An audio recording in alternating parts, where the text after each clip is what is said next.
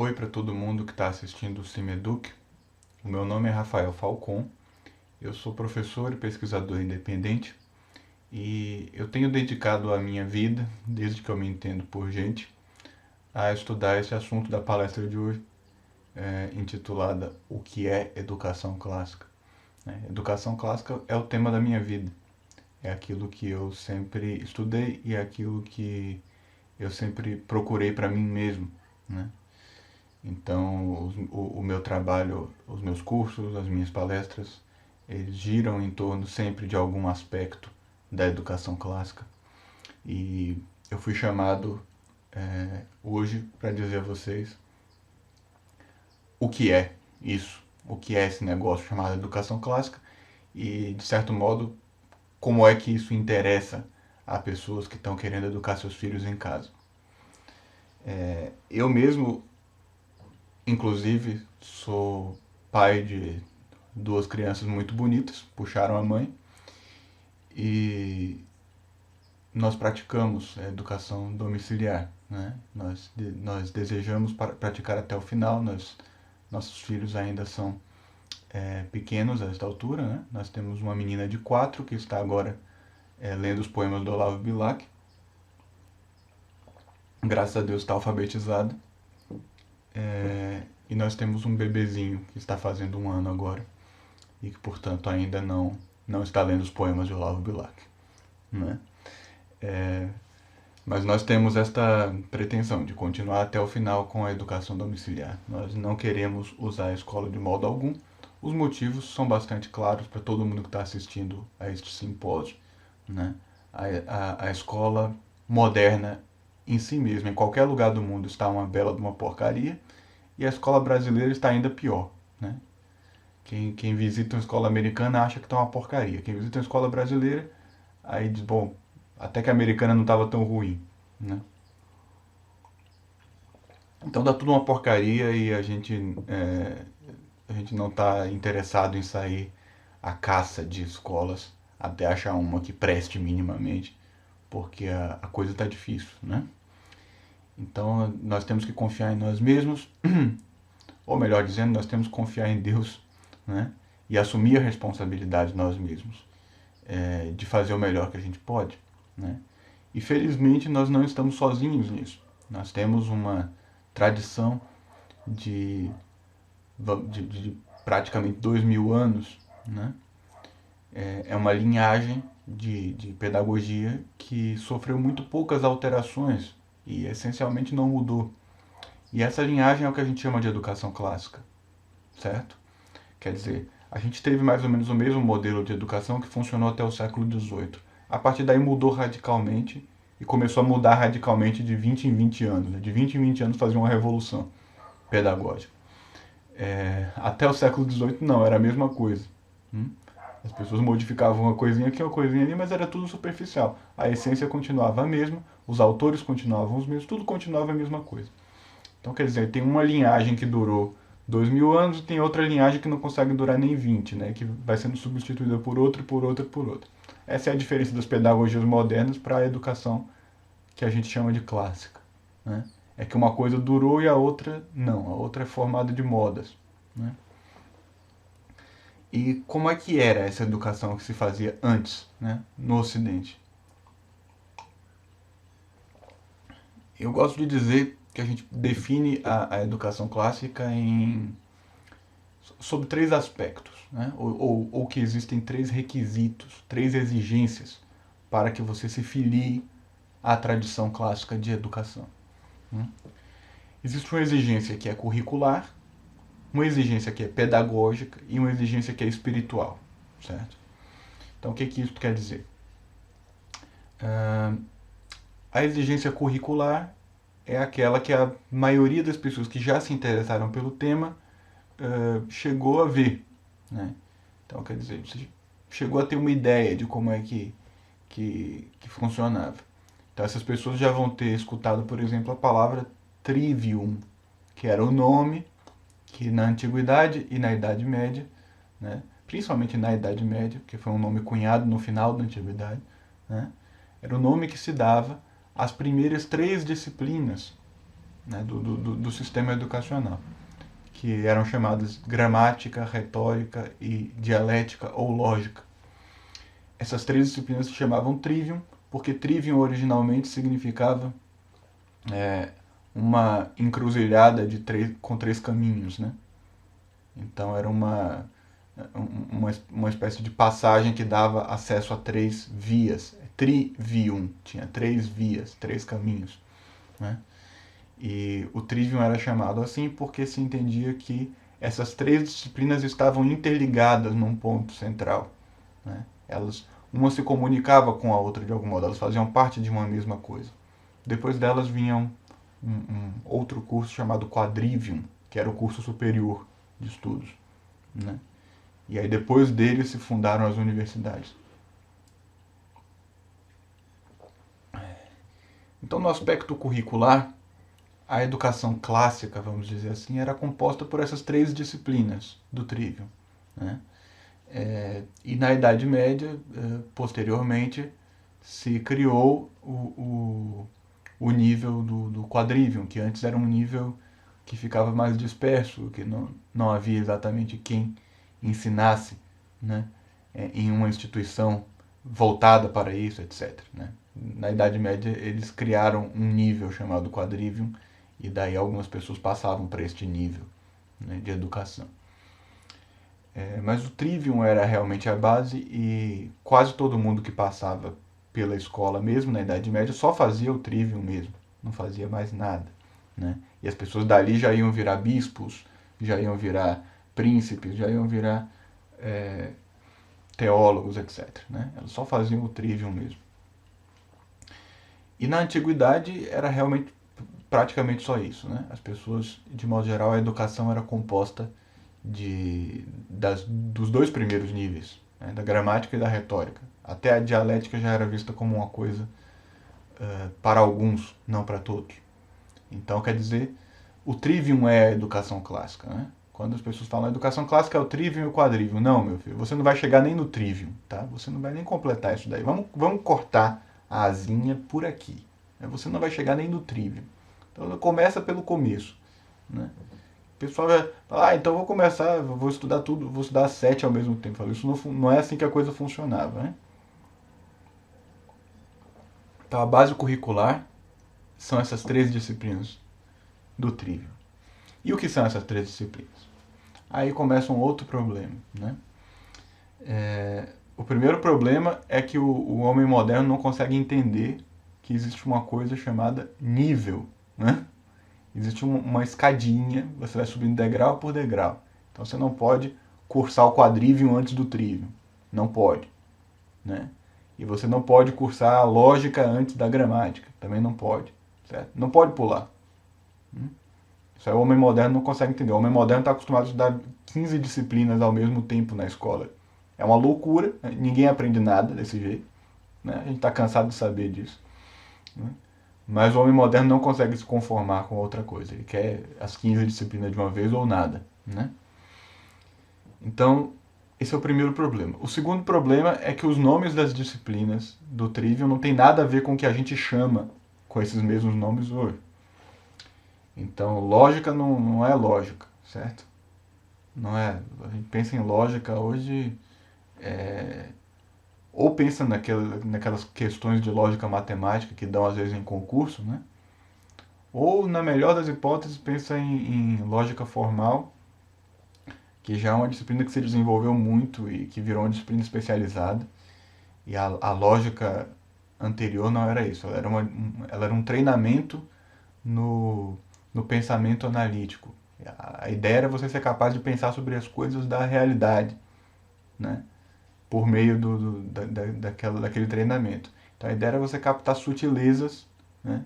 Erros sutis no pensamento, para que o seu pensamento ficasse conforme a realidade. Isso era um treino, como eu disse, era uma habilidade que tinha que ser desenvolvida. Não era uma disciplina, não era uma doutrina que você aprendia, certo? Era uma arte. Mas esse é um problema que a gente vai falar mais depois. Então, lógica não é lógica. Dialética também não é dialética, porque dialética hoje em dia é um negócio que ensina nas faculdades de filosofia e que não tem nada a ver com o que os medievais chamavam de dialética. Né? Retórica também está longe de ser o que a maioria das pessoas entende por retórica hoje. Retórica era uma disciplina muito desenvolvida e que envolvia o domínio completo da capacidade discursiva. Né?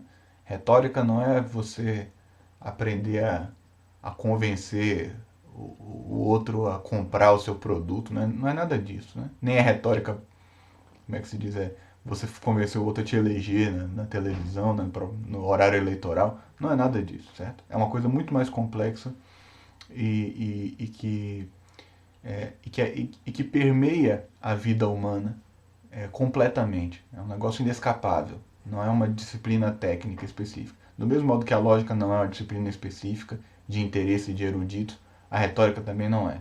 Elas são disciplinas do interesse de todo mundo que vai atuar usando a inteligência. Profissionalmente ou simplesmente vocacionalmente. Né? E a gramática, esta é a pior de todas. Porque o que aconteceu com o termo gramática é que o sentido dele foi reduzido a uma das partes da gramática como ela era entendida antes. Então, o que quer dizer gramática? Gramática vem do grego, né? Gramma, que quer dizer letra. Então a gramática é o estudo das letras, não é isso? Que os romanos chamavam de literatura, por causa de litera, que significa letra em latim. Né? Então o que é gramática? Gramática é o estudo das letras. E o que quer dizer o estudo das letras? Desde a antiguidade e ao longo da Idade Média e do Renascimento, né? Gramática era entendida como o estudo da língua em todas as suas dimensões expressivas. E o modo como isso era feito era pelo estudo das regras, né? As regras formais que permitem a gente se expressar e compreender uns aos outros nas nossas línguas, né? E pelo estudo dos poetas, né? Melhor dizendo, pela explicação dos poetas, que era uma parte essencial da gramática e tida por muitos como a parte mais importante. Né? Certamente é a parte mais elevada, isso não há a menor dúvida. Então a gramática visava você desenvolver sensibilidade para interpretar textos e para se expressar claramente e elegantemente na sua própria língua. Vai ter muita gente que vai dizer, mas isso não é retórica? Não. Isso é gramática. Né? Se expressar é parte da gramática, não é parte da retórica. Certo? Então, o que isso quer dizer? Só essa parte curricular aí. Quer dizer que a maioria de nós está muito distante até de completar o estágio da gramática. Isso é uma coisa que acho que a gente precisa estabelecer bem aqui. Porque o pessoal fala assim, vamos estudar educação clássica, vamos aplicar a educação clássica nas crianças. Tá bom, mas você já se formou na gramática? Não, você não está nem formado na gramática. Então, como é que você quer ensinar retórica para o teu filho? Não, você e ele tem que se formar juntos na gramática. Como é que você sabe se você está formado na gramática ou não está? Né? Bom, primeiro, você consegue pegar um soneto de Camões e interpretar? Tem que ler corretamente e depois interpretar direitinho. Consegue fazer isso? Não. Então você não está formado na gramática. Isso é a primeira etapa. Né? Você não sabe fazer isso, você não sabe nada ainda. Certo? Em segundo lugar, né, você tem que conseguir explicar como é que Camões está usando a língua. E daí você precisa das regras. Né? Você precisa dominar as regras de gramática para explicar isso. Né? E a ideia é que o discípulo, a criança, seja capaz de interpretar corretamente, de ler corretamente o soneto, né? E de explicá-lo, e em seguida de explicar analiticamente como é que as coisas estão acontecendo, por que as coisas estão acontecendo, por que ele usou uma palavra e não a outra, por que nessa ordem, não naquela outra ordem, qual é a diferença que faz se mudar a ordem das palavras, e assim por diante.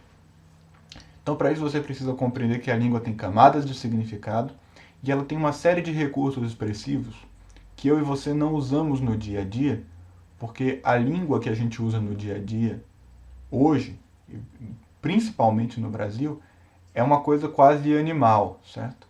É um negócio quase animalesco, quase simiesco. A gente praticamente urra na rua e a gente não usa quase nada dos recursos que a língua tem, né? E um dos motivos para se estudar a língua dessa perspectiva mais profunda é para que o uso geral da língua melhore.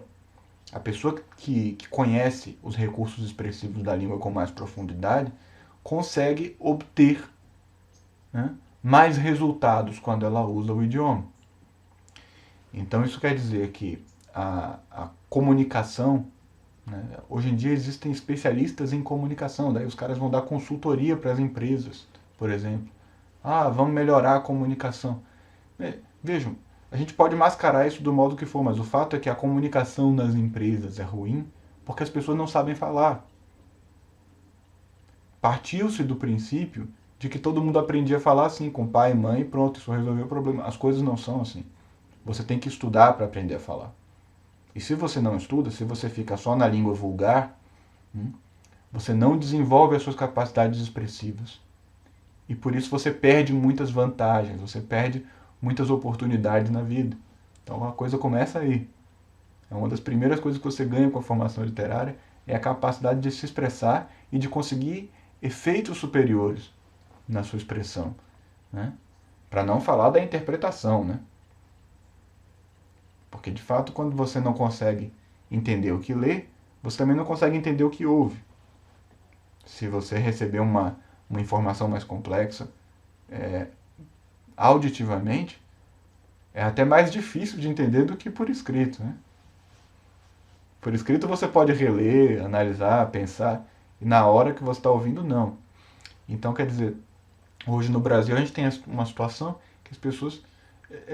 sai uma pesquisa de um instituto relacionado dizendo que 74% da população brasileira é incapaz de distinguir fato de opinião num texto.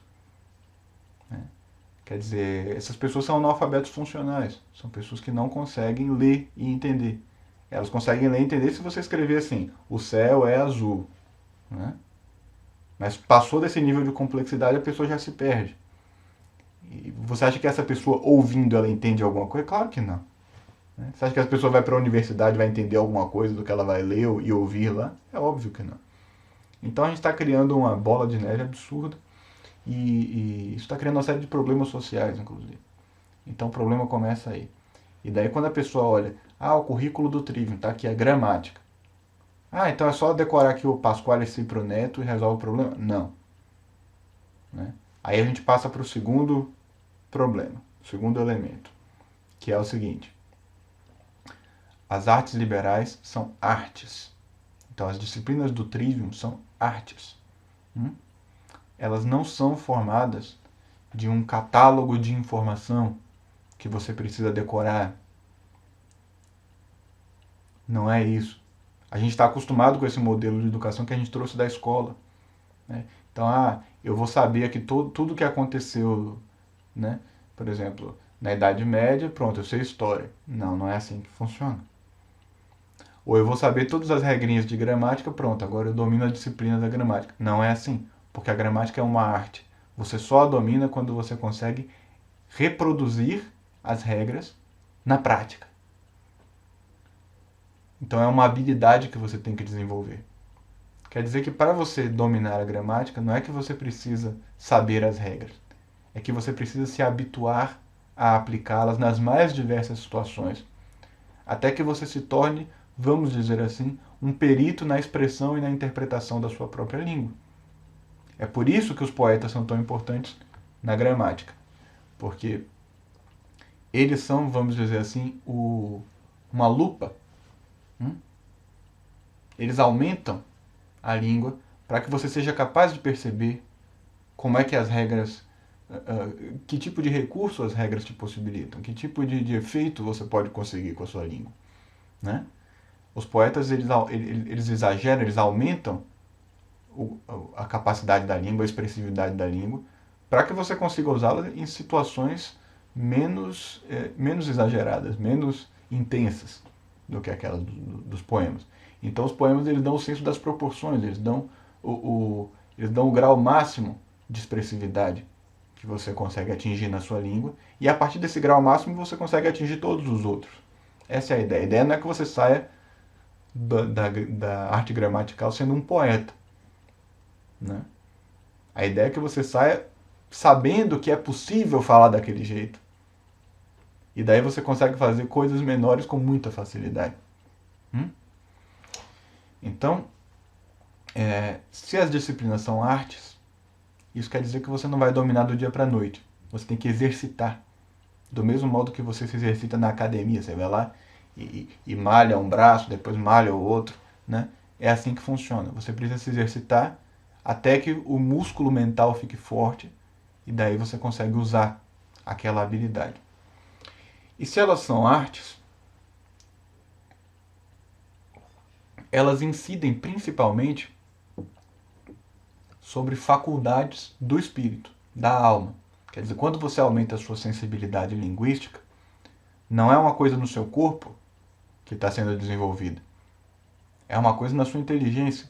Você está abrindo a sua inteligência para possibilidades novas. Isso significa que a sua alma está ficando mais perfeita.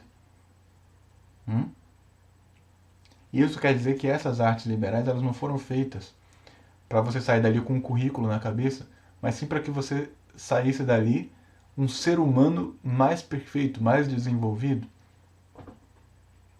E cada um vai desenvolver isso de um modo um pouco diferente. Não dá para dizer que todas as pessoas que saem de um curso clássico saem com exatamente o mesmo modo de usar as palavras, exatamente o mesmo modo de entender as coisas. Não é assim. Porque a alma da pessoa vai ganhando uma forma mais clara à medida que ela se desenvolve. É como uma planta, né? Vai haver plantas que crescem mais, plantas que crescem menos, plantas que têm folhas de um jeito, outras têm folhas de outro. Cada uma tem um tipo de flor, né? Então as artes liberais elas visam a fazer a planta crescer, mas elas não visam a controlar qual vai ser o produto final exterior, se a planta vai ficar com a folha de um jeito, vai ficar com a folha de outro, né? Elas só querem que a planta cresça. Então elas consistem muito mais em exercícios do que em conteúdos, né? Não que não haja conteúdo, há conteúdo, mas esse conteúdo é usado de modo instrumental. E isso daí marca uma diferença fenomenal do modelo clássico para o modelo moderno. O modelo moderno é enciclopédico. Ele acredita que só de você reter uma informação, aquilo modifica você de algum modo e te torna uma pessoa educada. Isso não é verdade. Basta procurar na tua experiência que você vai ver que está cheio de gente muito erudita, vamos dizer assim, para usar essa palavra no sentido deformado que ela tem hoje. Só que são pessoas que não se desenvolveram espiritualmente. E daí nós passamos para o terceiro ponto, né? A terceira exigência, que é a exigência espiritual. Quer dizer, nós falamos da exigência curricular, são as três artes. Eu dei aqui o exemplo da gramática e mostrei mais ou menos como é que ela funciona, né? Nós falamos do aspecto pedagógico, da exigência pedagógica, que é uma exigência relacionada com o modo como se ensina, né? E aí eu dei aqui o princípio geral que orienta a pedagogia clássica, né? Que é o princípio do desenvolvimento das faculdades do espírito. E agora nós falamos da terceira exigência, que é a exigência espiritual, que é o que orienta todo o resto. Porque vocês vejam, eu poderia manter o mesmo currículo, né? E eu poderia manter as mesmas técnicas pedagógicas, pelo menos superficialmente, né? Por exemplo, eu poderia manter os exercícios, pegar exatamente os mesmos exercícios que eram feitos na Idade Média e fazer de novo agora. Só que se eu não mantivesse esta terceira exigência, as outras duas se corromperiam e criariam um outro tipo de educação muito diferente da educação clássica, né? Basta Basta alguns anos que a coisa se corrompe. Isso já aconteceu na história. Foi assim que nós chegamos onde estamos, né? Os exercícios no começo foram mantidos, o currículo foi mantido até muito pouco tempo atrás, né? Porém a finalidade, o espírito tinha mudado. E como o espírito mudou, tudo isso foi caindo, foi ruindo e dando lugar a outras coisas. E como é que se atende à exigência espiritual da educação clássica?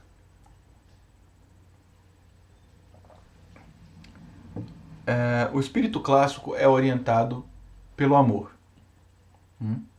Isso é a coisa mais básica, quer dizer, existe uma relação de paternidade espiritual entre o professor e o aluno. E é por isso que a educação clássica é um modelo muito bom para o homeschooling, porque a relação que existe entre pai e filho é sempre de amor, né? Então, quer dizer, o mais essencial da educação clássica já está dado. Existe amor entre o pai e o filho, né? Essa relação amorosa entre o professor e o aluno, de paternidade espiritual, quando ela se desenvolve, quando chega a um nível mais profundo, quando chega mais próxima da perfeição do modelo clássico, ela manifesta um requisito para este amor. Este amor é regulado por alguma coisa. E esta alguma coisa, às vezes é chamada de filosofia, outras vezes é chamada de sabedoria, né? E no pedagogo medieval Hugo de São Vítor, esta filosofia ou sabedoria é associada, é identificada com o próprio Jesus Cristo, né? Nós sabemos que Jesus Cristo na teologia católica, é o Verbo divino. Isso quer dizer que ele é a imagem do Pai, né? Ele é gerado pelo Pai na eternidade. E sendo o Verbo divino, sendo a imagem do Pai, ele é a palavra, né? Verbo quer dizer a mesma coisa que palavra, né? E sendo assim, ele é a sabedoria do Pai. Isto já na antiguidade já se notou, os teólogos já notavam, que o livro da sabedoria lá do Velho Testamento não é nada mais do que o livro de Jesus. Era Jesus falando, né, ali. Quando a sabedoria fala, é Jesus que está falando, né? E a sabedoria tem as mesmas características do Verbo divino, quer dizer, ela foi gerada na eternidade, foi gerada pelo Pai. Nela se criaram todas as coisas, do mesmo modo que em Cristo se criaram todas as coisas. E assim por diante. Então, quer dizer, a sabedoria é Cristo. E quando ele diz eu sou o caminho, a verdade e a vida, ele diz eu sou a verdade. Então, quer dizer, ele é a sabedoria, né? Ele é a sabedoria infinita. Hugo de São Vítor associa as duas coisas, identifica as duas coisas e diz: a sabedoria que nós procuramos na educação é o próprio Jesus Cristo, né? Então, quer dizer, a educação nos conduz pela via intelectual a conhecer Jesus Cristo. Isso daí é a fusão perfeita do cristianismo com a filosofia clássica. Se dá ali naquele comecinho do Didascálico do Hugo de São Vítor, né? Que é quando ele identifica as duas finalidades. Então, a finalidade da educação clássica é a mesma finalidade da religião, né? A educação clássica, portanto, é um instrumento da religião necessário, né? Nós precisamos dela para compreender, para chegar a ver Cristo com a nossa inteligência, né? E, portanto, as duas coisas estão unidas, né?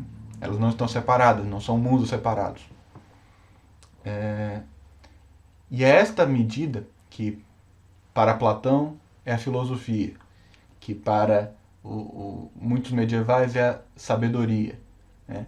Que para Hugo de São Vítor é a filosofia, é a sabedoria e é Jesus Cristo. Este é o modelo que produz o amor entre o professor e o aluno. E isso se dá mesmo quando o professor e o aluno não sabem disso, mas estão orientados corretamente, por intuição, vamos dizer assim. Por quê? Porque o que o aluno admira no professor é a sua perfeição. O que ele almeja no professor é a sua perfeição. E o que o professor admira no aluno, ama no aluno, é o potencial que ele vê no aluno. O professor olha para o aluno e vê, ele pode ser bom, né? E isso faz com que o professor eduque. O aluno olha para o professor e diz, ele é grande, ele é bom, eu quero ser como ele. Esses dois amores, o amor da admiração do estudante e o amor educador do professor, os dois se baseiam num padrão. O professor imagina o quanto aquele estudante pode ficar bom. O estudante vê a bondade em ato no professor. E essa bondade o que é? De onde vem essa bondade? Essa bondade, tanto a bondade do professor como a bondade potencial do aluno, né, ambas são reflexos da bondade infinita. Então essa bondade que a gente vê na inteligência do outro, no espírito do outro, é a bondade da sabedoria, da filosofia e, se vocês quiserem, é a bondade de Cristo. Isso tanto no aspecto intelectual como no moral, né, como que seja. Na educação clássica não existe uma separação entre esses fatores, né? O bom é sábio e é belo, certo? Não tem uma diferença entre essas três coisas. Essas três coisas andam juntas, né? Então, quer dizer, é claro que a pessoa pode ser feia fisicamente e sábia, mas a sabedoria dela é bela. A sabedoria dela produz beleza. Não é a beleza sensorial, mas existe uma beleza na sabedoria dela que vem junto, certo? Então essas coisas vêm juntas na educação clássica, né? E quando você admira, portanto, uma pessoa mais sábia do que você, é Cristo que você admira. Esse é o princípio de Hugo de São Vítor, né? É a filosofia que você admira, é a sabedoria que você admira. É a ideia da sabedoria, a sabedoria perfeita. Então esse modelo da sabedoria perfeita está presente o tempo todo na educação clássica. Ele é o modelo pelo qual surge o amor do professor pelo aluno e do aluno pelo professor. Então, em todos os momentos é isto que precisa estar em mente, né? E os pais? Por que os pais educam os filhos? Então, a gente falou dos três aspectos e agora eu quero trazer isso para o homeschooling, para que fique absolutamente claro como é que a coisa funciona. Como é que isso se aplica no homeschooling? Os pais amam os filhos. E o que isso quer dizer? Os pais querem que os filhos sejam bons. E eles veem nos filhos essa possibilidade, este potencial para serem bons. O que é educação? No sentido clássico, tornar uma pessoa o melhor que ela pode ser. Ajudar a pessoa a se desenvolver, se tornar perfeita. Mas a pessoa não se torna perfeita quando você pega uma regra, um molde, e tenta encaixá-la nisso. Então você fala assim, meu filho, você quer tornar teu filho um santo? O que você vai fazer? Você vai pegar uma listinha de regrinhas, vai falar, meu filho, segue essas regrinhas bonitinho que você vai virar um santo. Não, não é assim que se cria um santo. Como é que você vai falar pro seu filho? Você vai falar, meu filho, você tem que amar Deus. Se você amar muito Deus, você vai virar um santo. Não é isso? Então isso vai se manifestar de diversos modos. Você vai praticar muitos atos de bondade por causa disso. Mas você não vai praticar esses atos de bondade porque eu te dei uma fórmula. Você vai praticar porque você ama Deus. Certo? Então, o negócio não são as regrinhas. O negócio é o amor. Do amor vão vir as coisas naturalmente. As coisas boas vão vir naturalmente dali, né? E as regrinhas são usadas como? Como um exemplo do que pode ser um ato de amor. Você não vai tentar seguir as regrinhas em si mesmo. Você vai seguir o amor. E o amor vai te indicar atos parecidos com os daquelas regrinhas que você viu, né? Então, quer dizer, o que um santo é uma pessoa que vai à missa todos os dias? Vamos dizer assim. Não, não é. Mas muitos santos iam à missa todos os dias. Não é isso? O que é um herói? Um herói é uma pessoa que morre na guerra? Não. A pessoa pode morrer na guerra sem ter sido herói. Mas os heróis costumam morrer na guerra. Pelo menos os heróis de guerra, né? Então, quer dizer, não existe... A questão não é você seguir uma determinada regra ou uma fórmula, mas é você usar determinados exemplos para ter uma ideia do que é que se faz quando se ama. E o que você segue é o amor, não o exemplo. Diretamente. Na educação é precisamente a mesma coisa. O que você quer é que o seu filho se torne ele mesmo, o mais perfeito que ele puder. E como é que você faz isso? Você desenvolve algumas capacidades nele, orientado pelo amor à sabedoria. O que você quer é que ele seja um sábio. E ele vai se tornar um sábio se você mantiver isso em mente. Mas se você se distrai e começa a querer que ele saiba 20 línguas, ou que ele conheça todos os fatos históricos, ou todos os nomes de rios, se você começa a trocar as bolas e querer que ele aprenda a superfície, em vez de que ele vá para o fundo, se você esquece de por que você está fazendo aquilo ali, pronto. Você já entrou no mesmo poço do resto da educação moderna. Né? Daí você vai fetichizar a educação, você vai transformar a educação numa disciplina especializada. Né? E o teu filho não vai virar um sábio, ele vai virar um erudito, no mau sentido. Ele vai virar um menino que sabe muitas informações. Mas ele não vai conseguir transformar essas informações em sabedoria. Então toda a questão é o seguinte, é olhar para a criança como pessoa e procurar que ela se torne a melhor pessoa que ela puder. Como é que você faz isso? Amando. Quem ama nunca perde isso de vista. E quem são as pessoas mais aptas a amar uma criança? Os pais. Em primeiro lugar, os pais, né?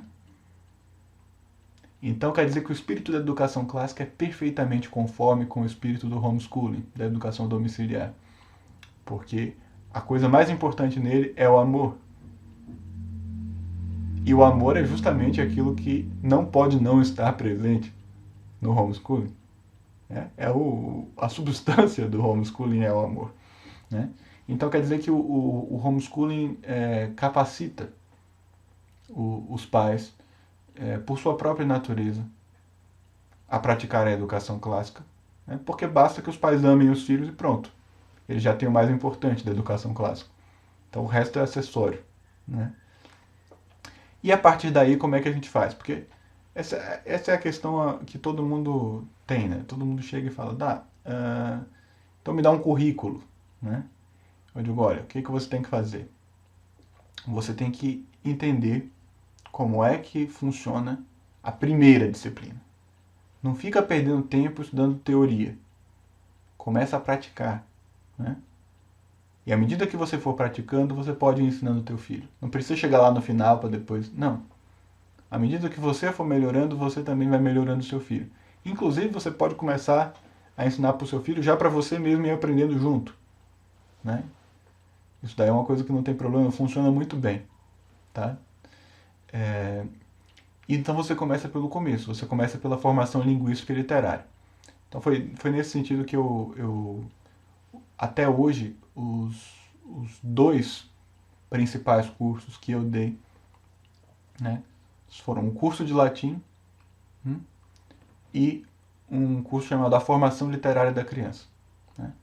O curso de latim é basicamente para resolver o problema da estrutura da língua, para ter domínio estrutural da língua, né?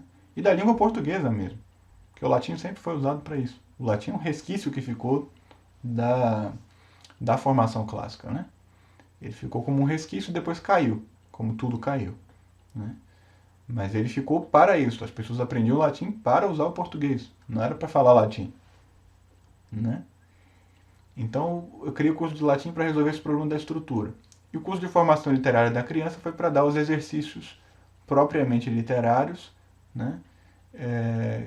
Que deviam ser feitos mais ou menos ali depois que a criança desenvolveu uma percepção estrutural da língua, né? E de modo geral para explicar como era a pedagogia da gramática na Antiguidade, na Idade Média, no Renascimento. Esses dois cursos eles se justificaram justamente para este primeiro nível, né?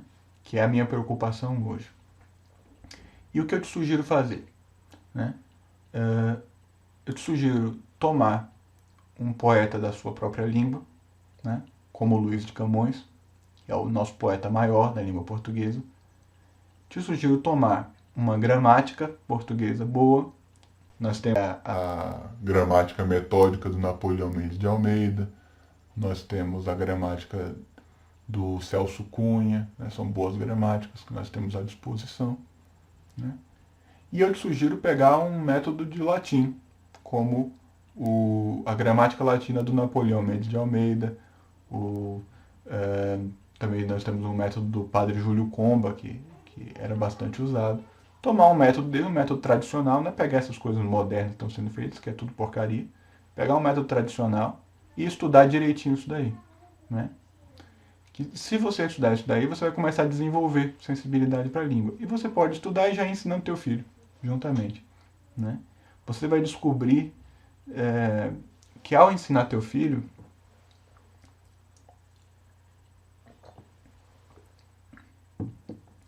você encontra forças